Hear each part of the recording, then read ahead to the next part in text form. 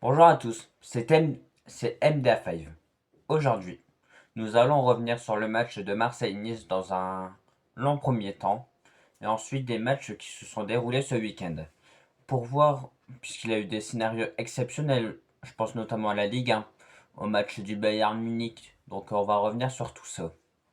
Avant tout, n'hésitez pas à liker et à vous abonner s'il vous plaît. Car petit à petit je commence à augmenter, je suis déjà à 207 abos, mais c'est uniquement grâce à vous. Donc je compte encore sur vous. Bref, que dire du match de Marseille-Nice? Moi, je suis Marseillais. À force de le dire, je pense que vous le savez parfaitement. Donc Marseille, dès le début du match, se procure quelques belles occasions. Des occasions qui ne sont pas vraiment cadrées, mais des occasions quand même. On instaure une pression haute.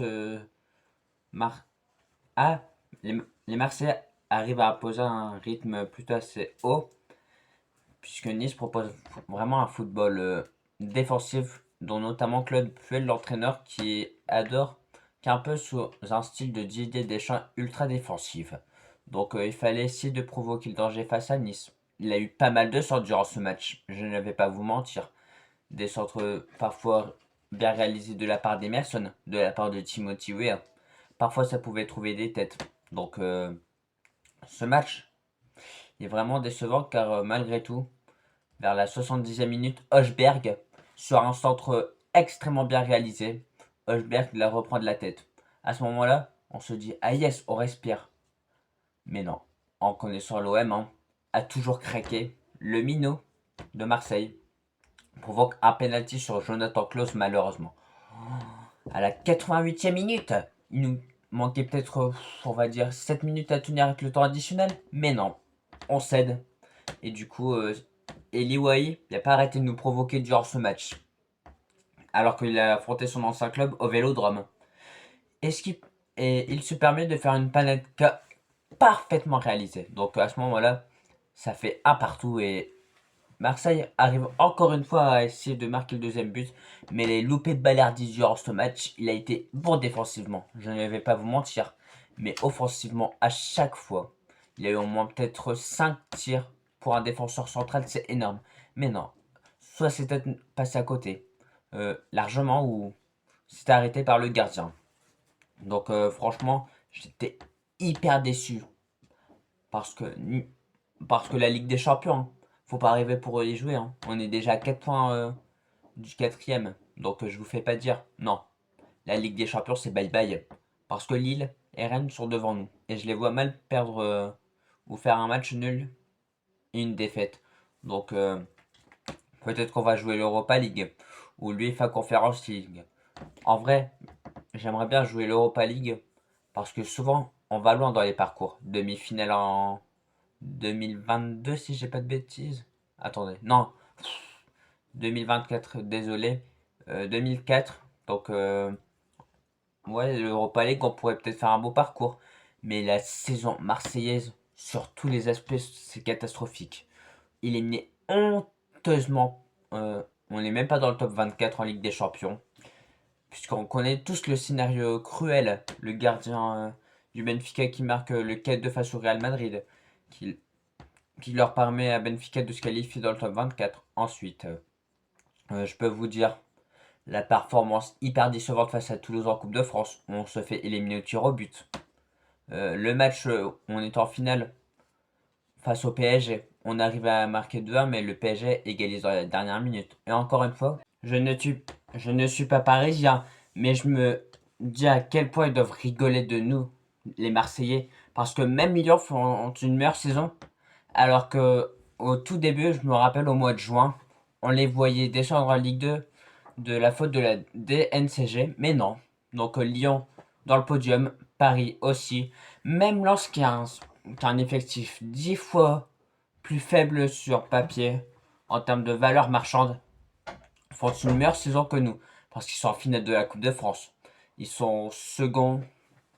Ils sont dauphins du Paris Saint-Germain. Donc franchement, leur saison excellente. Nous, on peut pas en dire autant. Parce que comme je vous ai dit, élimination en Ligue des Champions, élimination honteuse en Coupe de France.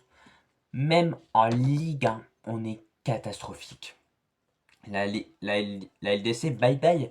C'est pour vous dire, donc j'en peux plus. J'en peux plus de cette saison catastrophique. Vivement que ça se termine.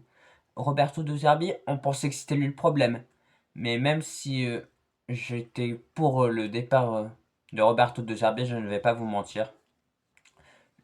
Abibay, ses matchs sont catastrophiques. Il a plus de défaites que de victoires, alors que c'est Marseille quand même. C'est pas comme s'il avait pris Paris FC ou le Havre. Non, Marseille. Mais non. Donc c'est honteux de sa part. Et même des joueurs marseillais. Timber. Pourquoi il aligne que des milieux défensifs alors que Nice joue déjà assez bloc bas? Grignaud, soi-disant remplaçant parce qu'il a une gêne. Oui, c'est ça. On l'a vu lorsqu'il est entré, il n'était pas du tout blessé. Il a tout donné sur le terrain, des dribbles percutants. Mais non, Abibay, juste parce qu'il a un ego comme il a fait avec Brissamba, bah, il était remplaçant. Mais Rennes, depuis qu'il est parti, Abibay, ils sont ultra boostés avec Francaise. Ils sont, je ne sais plus, ils sont devant nous au classement. Donc je me rappelle, il y a à peine un mois, on disait ouais, on va peut-être viser le podium. Mais non, maintenant, on vise plus la Ligue des Champions, hein. On vise l'Europe. C'est pour vous dire le niveau comment elle a régressé, hein. Mais bref, je vais parler des autres matchs parce que sinon ça va me rappeler des mauvais souvenirs du match d'hier soir. Le Bayern Munich en première période, il perd de 3-0. 3-0. Ce n'est pas une blague. Mais en seconde période, il marque 4 buts. Non mais le Bayern Munich maintenant ils se mettent à s'amuser en Bundes vu qu'ils l'ont déjà remporté. Ils se disent et si on laissait 3 buts à l'adversaire en première période pour voir ce qu'on peut faire en deuxième. Non mais c'est pas possible. Parce que 4 buts. Michael Olise, Ramal Musiala, Harry Kane.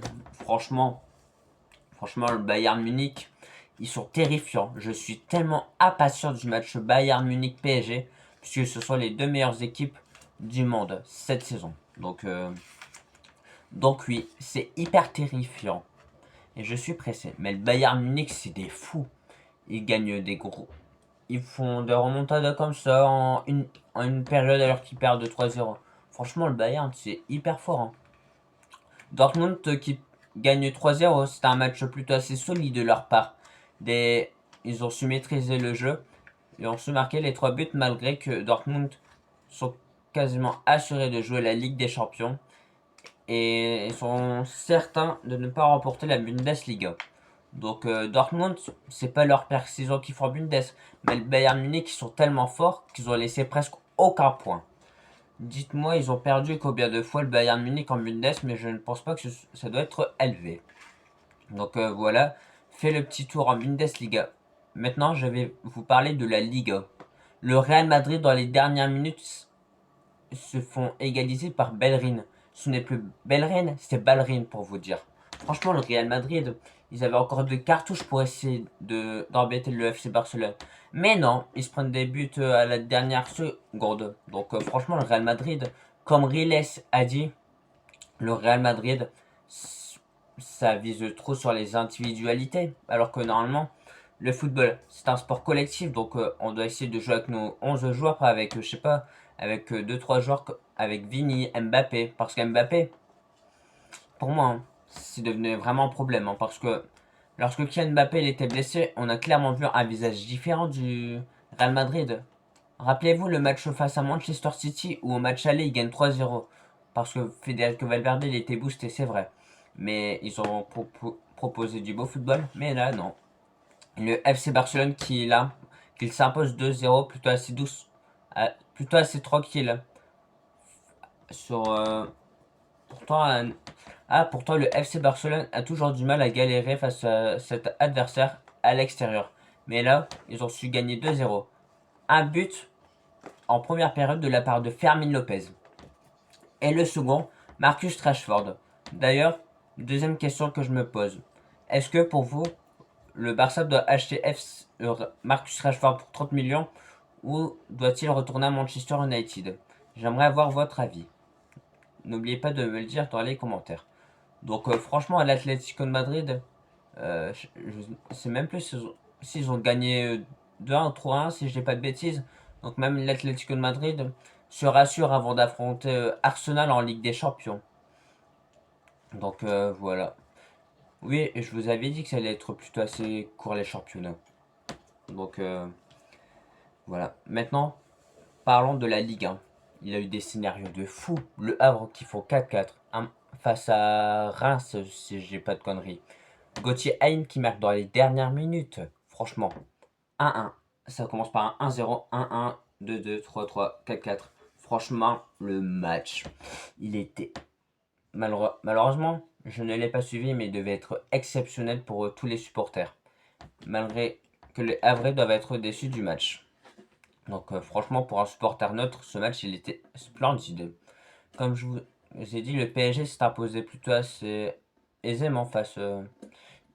ils ont gagné 3-0 face au FC Nantes, si j'ai pas de conneries. Oui, c'est ça. Où franchement, ils ont vraiment pas galéré, hein.